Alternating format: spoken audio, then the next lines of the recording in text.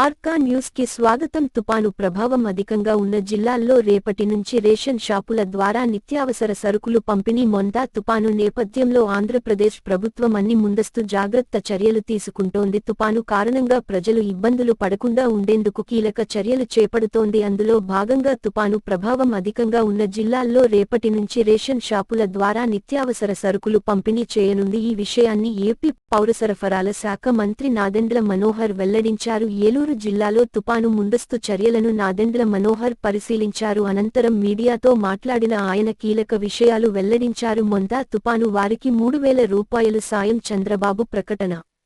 తుపాను హెచ్చరికలు నేపథ్యంలో ప్రజలకు క్షేత్రస్థాయిలో సేవలందించేందుకు పౌర సరఫరా శాఖ సిద్ధంగా ఉందని తెలిపారు. రాష్ట్రంలోని 12 జిల్లాలలో మొంతా తుపాను ప్రభావం అత్యధికంగా ఉండొచ్చనే అంచనాలు ఉన్నట్లు వివరించారు. మొంతా తుపాను ప్రభావం కాకినాడ, శ్రీకాకుళం, విజయనగరం, అనకాపల్లి, అంబేద్కర్ కోనసీమ, పశ్చిమ గోదావరి, కృష్ణా, బాపట్ల, ప్రకాశం, నెల్లూరు, తిరుపతి జిల్లాల్లో ఎక్కువగా ఉండే అవకాశాలు ఉన్నాయన్నారు.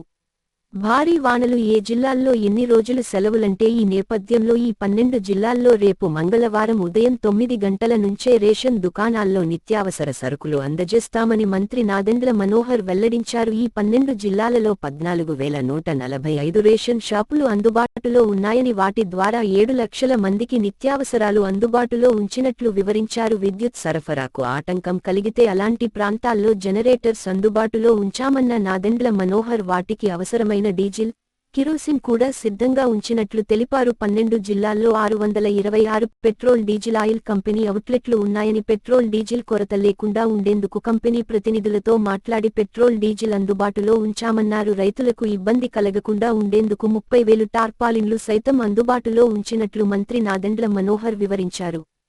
తుపాను ఎఫెక్ట్ 3 రోజుల పాటు 43 రైళ్లు రద్దు. జాబితా ఇదే మొంతా తుపాను పవన్ కళ్యాణ్ సమీక్ష. మరోవైపు మొంతా తుపాను కాకినాడ సమీపంలో తీరం దాటనుంది. ఈ నేపథ్యంలో డిప్యూటీ సీఎం పవన్ కళ్యాణ్ అధికారులతో సమీక్షించారు. ఎలాంటి పరిస్థితులనైనా ఎదుర్కొనేందుకు యంత్రాంగం సిద్ధంగా ఉండాలని ఆదేశించారు. కాకినాడ జిల్లా పరిధిలోని 12 మండలాలలో తుపాను ప్రభావం ఉంటుందని, ప్రభావిత ప్రాంతాల్లో అన్ని శాఖల అధికారులు, సిబ్బంది 24 గంటలు అందుబాటులో ఉండాలని సూచించారు. ప్రాణ నష్టం లేకుండా రక్షణ చర్యలు చేపట్టాలని, ప్రజలను ముందస్తుగా పునరావాస కేంద్రాలకు తరలించాలన్నారు. గర్భిణులు, బాలింతలు, వృద్ధులను సురక్షిత ప్రాంతాలకు తరలించాలని అధికారులను ఆదేశించారు.